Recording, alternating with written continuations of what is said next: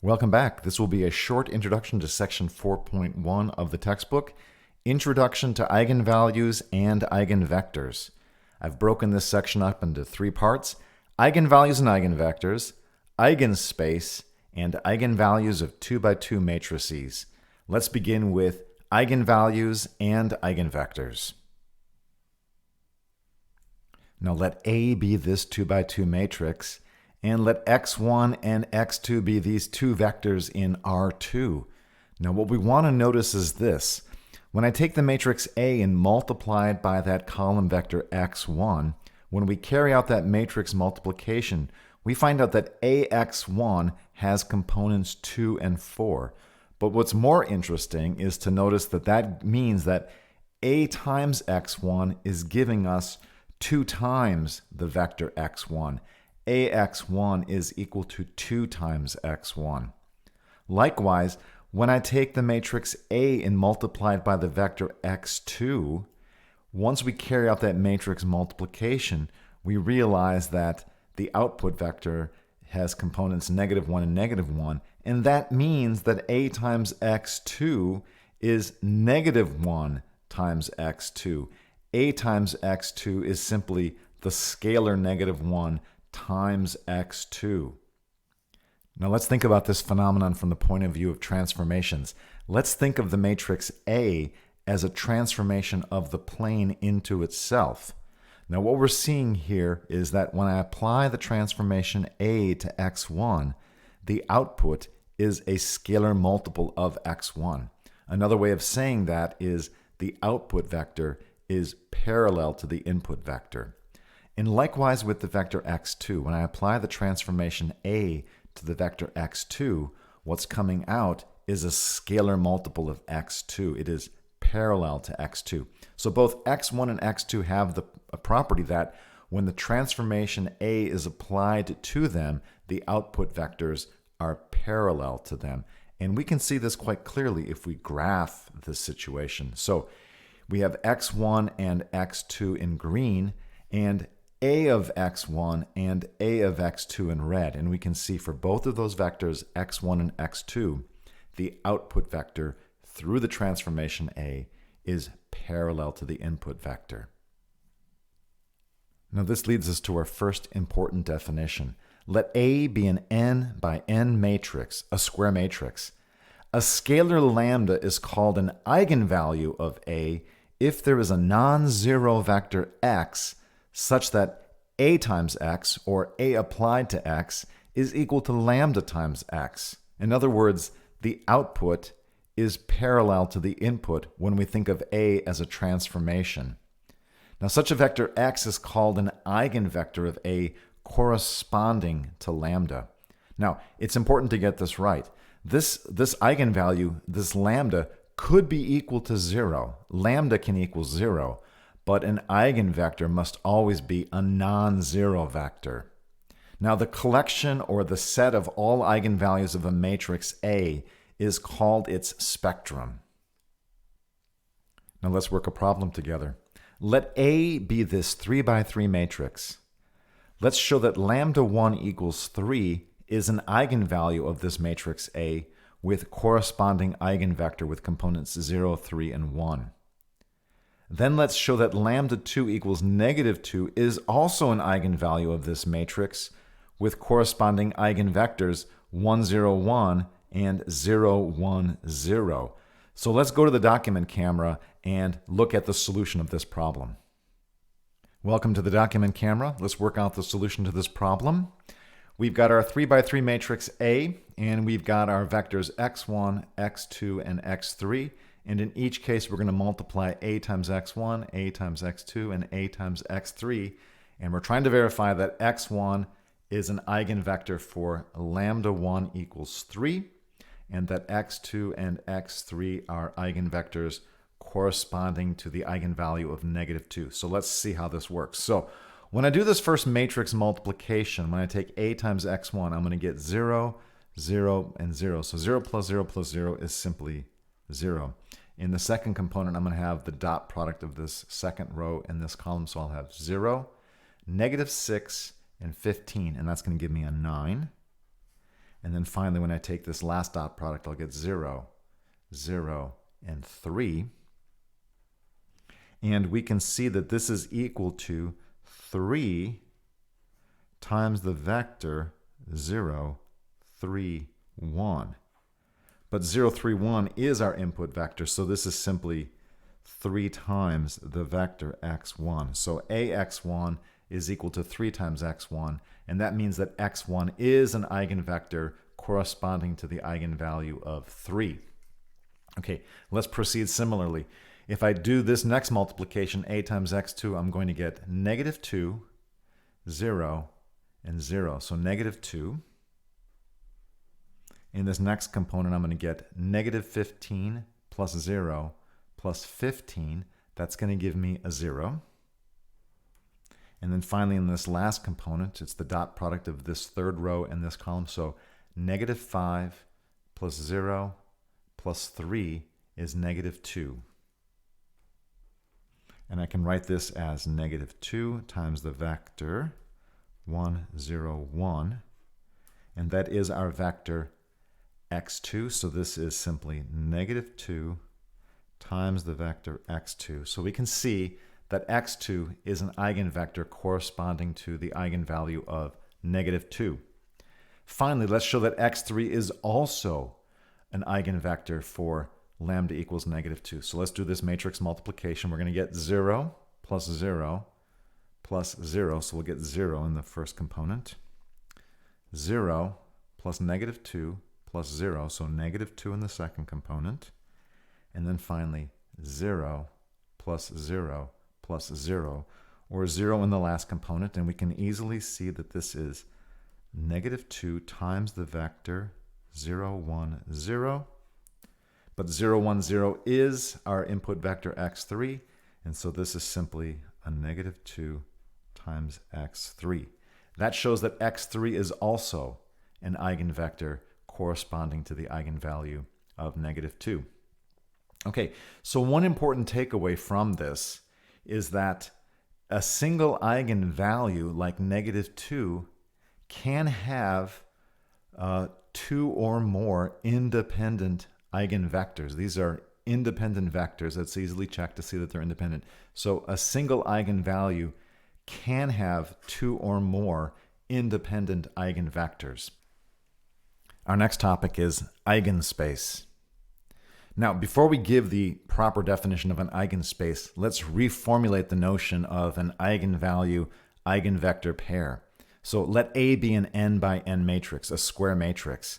The first thing that we need to understand is that the equation A times the vector v is equal to lambda times v. This equation is completely equivalent to the equation A minus lambda I, that's an n by n identity matrix, A minus lambda I times the vector v is equal to the 0 vector. And to see that these are equivalent, all we have to do is distribute the vector v across this matrix difference.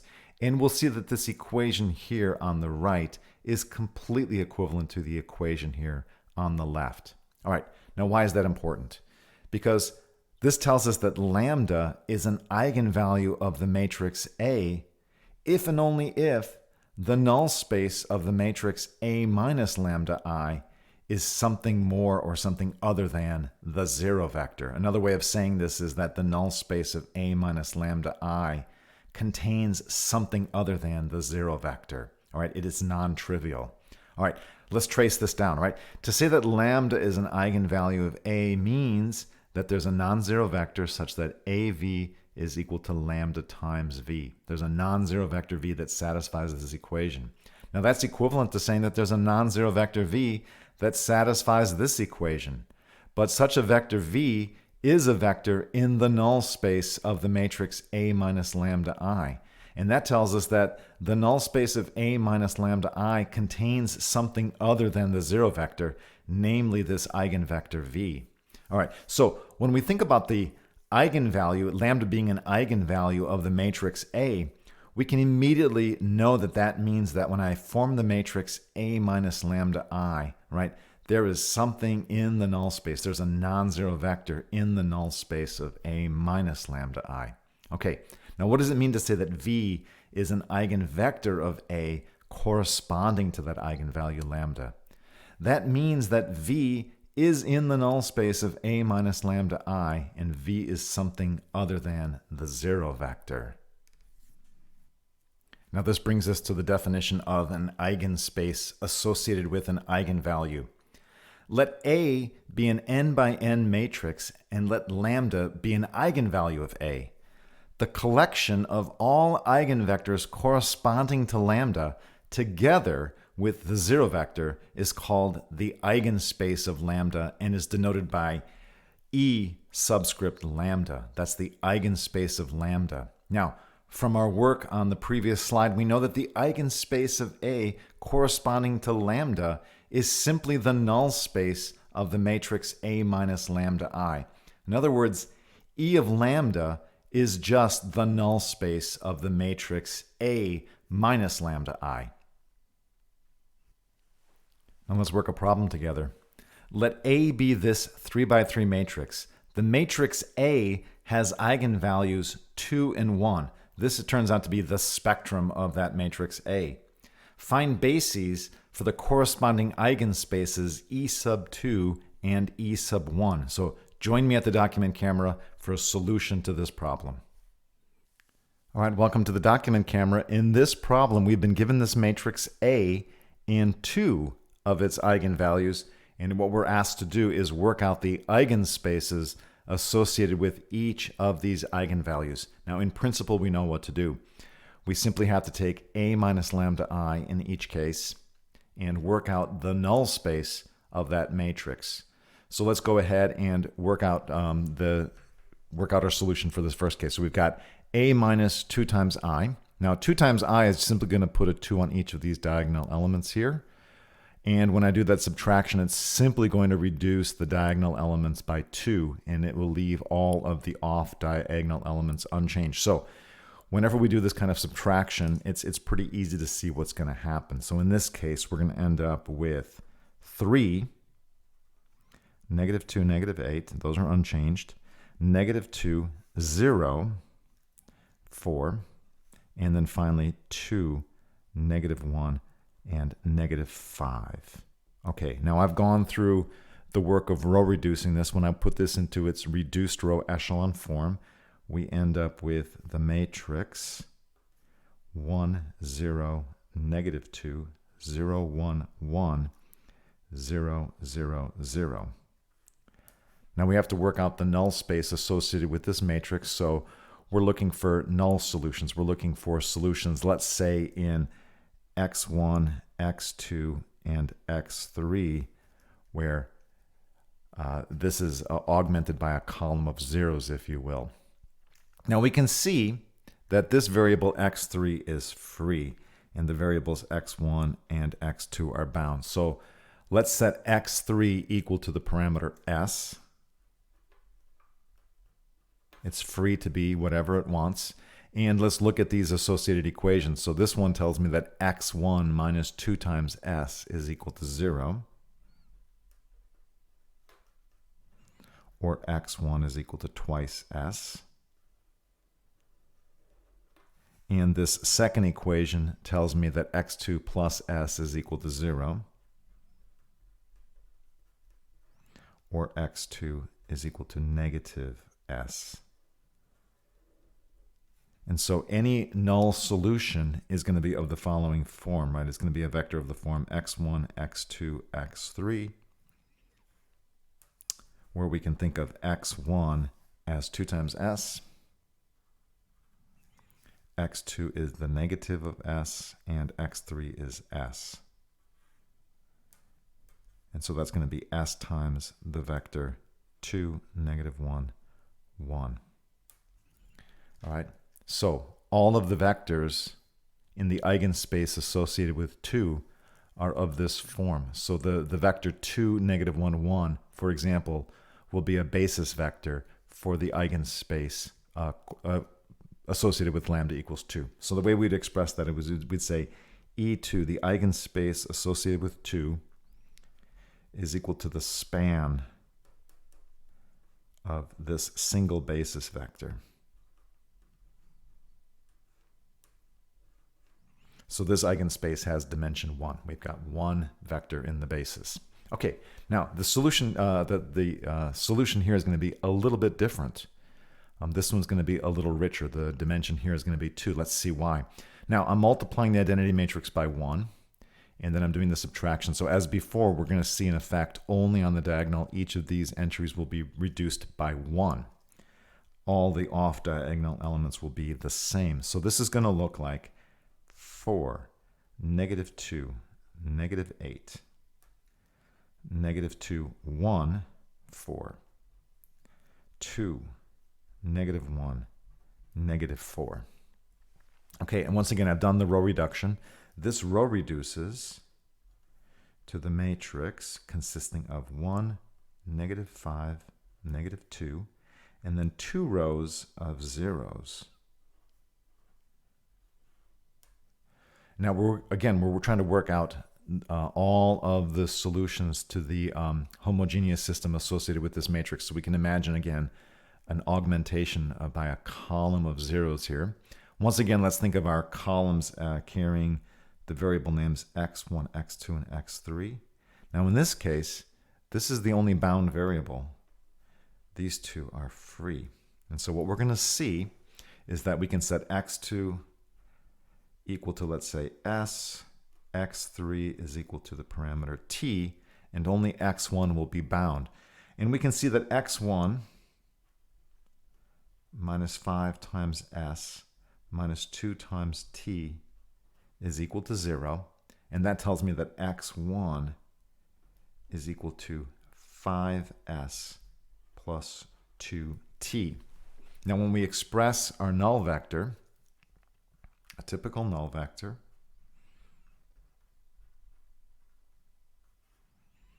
with components x1, x2, and x3 will have the form 5s plus 2t, s, and then t. Now we can break this apart into two pieces. One, the part consisting of multiples of s, and the part consisting of multiples of t. So we're going to have the 5, the 1, and a 0, and a 2, a 0, and a 1.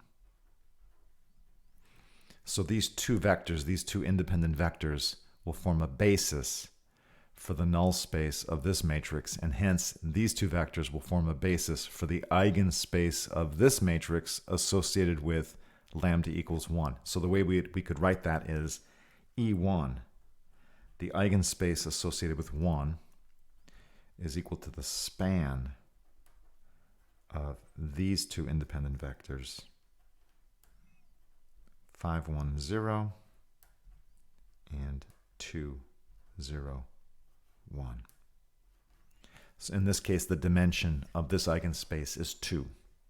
All right, so that's our solution to this problem. Let's head back to the class notes and continue. Our final part is eigenvalues of 2x2 matrices. Now, finding the eigenvalues of a square matrix can be difficult, but what I'm going to show you is that it's actually relatively easy to find the eigenvalues of a 2x2 matrix. Now let's begin with this idea. Let A be an n by n matrix, so a generic square matrix. I claim that the following 4 statements are equivalent. Statement 1, lambda is an eigenvalue of A. Statement 2, there exists a non-zero vector V such that the matrix A minus lambda I times that non-zero vector V is equal to the zero vector. Statement 3, the null space of the matrix A minus lambda I is not equal to the zero vector. And finally, A minus lambda I, the matrix A minus lambda I, is not invertible. Now, we've already seen the equivalence of 1, 2, and 3.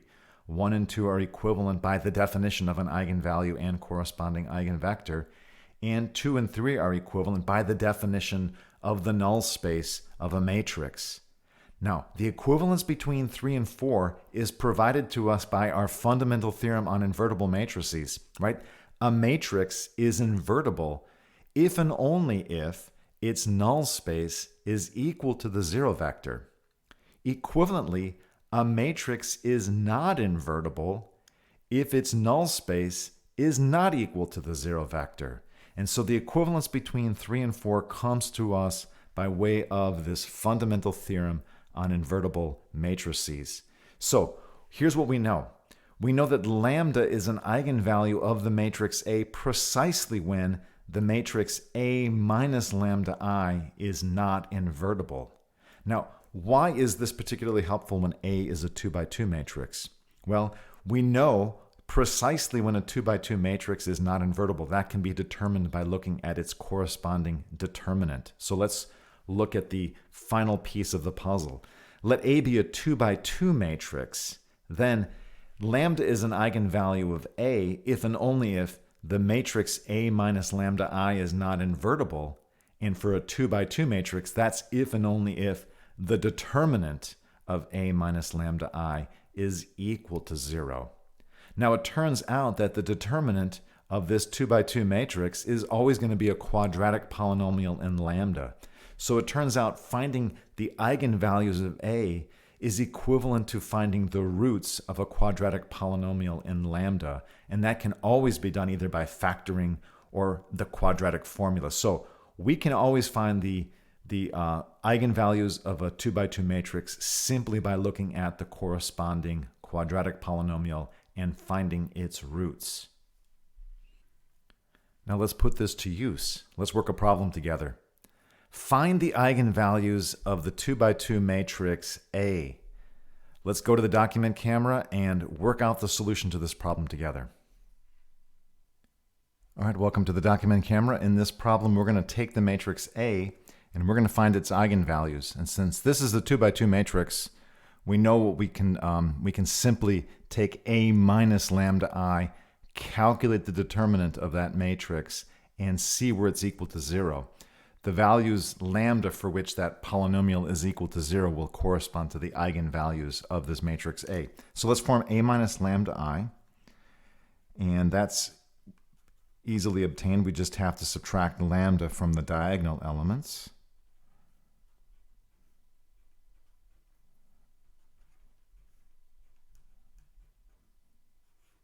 Now we need to calculate the determinant of A minus lambda I.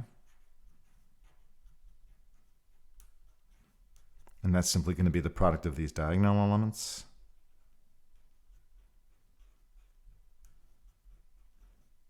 Minus the product of these off-diagonal elements.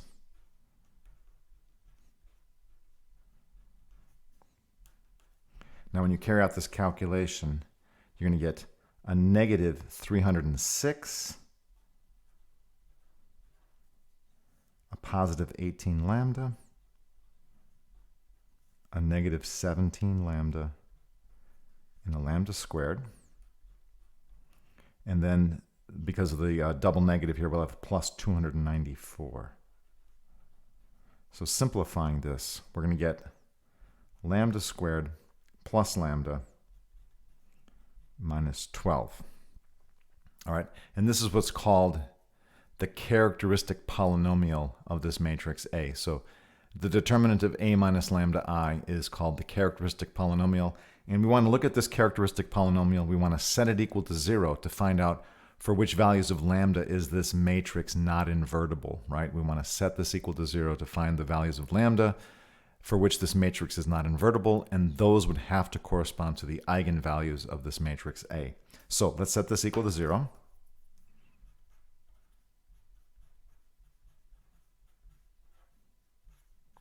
In this case, we can factor it. And the factors are going to be, this will be plus 4 and minus 3.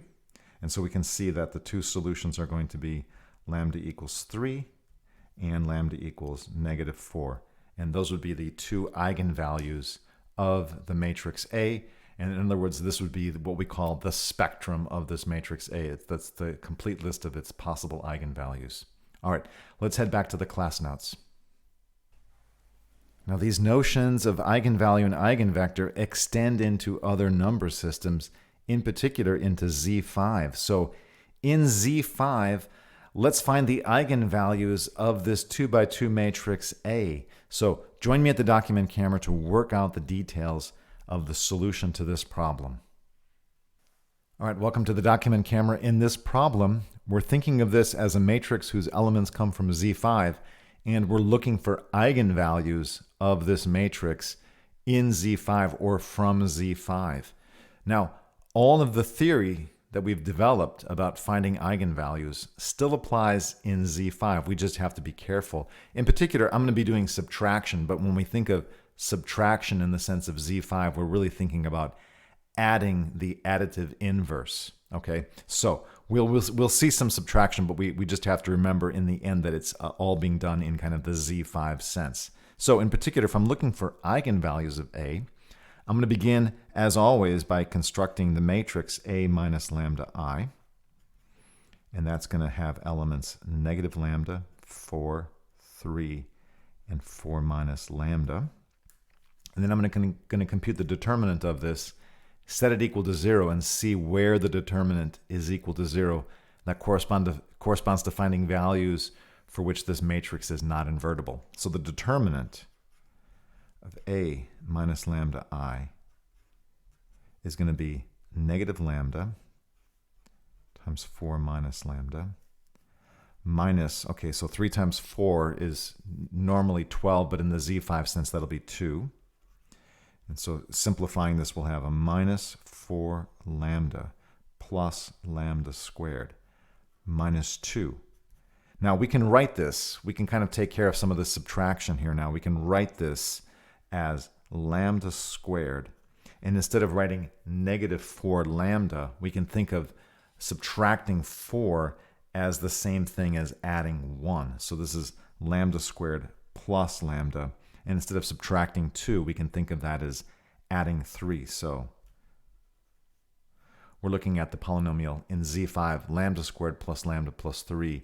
Now we want to set that equal to 0 and find solutions to this quadratic equation. Now, again, we're looking for solutions in Z5. Now, one strategy would simply be to test the different values of Z5. So we could plug in 0, 1, 2, 3, and 4 and see if any of them render this polynomial equal to 0. Another method is just to see if you can factor it. So let's try factoring. Now we have to be careful. We're doing our work in Z5. Now if you poke around, you can see that this will factor. It'll factor is lambda plus 2 and lambda plus 4. Now we should check to make sure that that's working. We're clearly going to get the lambda squared. Then I'm going to have 4 lambda plus 2 lambda. Now that would normally be rendered as 6 lambda, but in the Z5 sense, that'll just be lambda. And then we'll have the 2 times 4. That is 8, but in the Z5 sense, that's 3. So in fact, this is a proper factorization of this quadratic equation. And now we can see that the two roots are going to correspond to lambda plus 2 equals 0. And lambda plus 4 equals 0. Now in the Z5 sense, what is the number that adds to 2 to get us to 0? That's going to be lambda equals 3. And what is the number that I add to 4 to get to 0? That's going to be lambda equals 1. Okay? So we've got these two eigenvalues in this Z5 sense. Now this brings a close to section 4.1. I'll see you again when we take up the topic of determinants in section 4.2. Until then, take care. Bye-bye.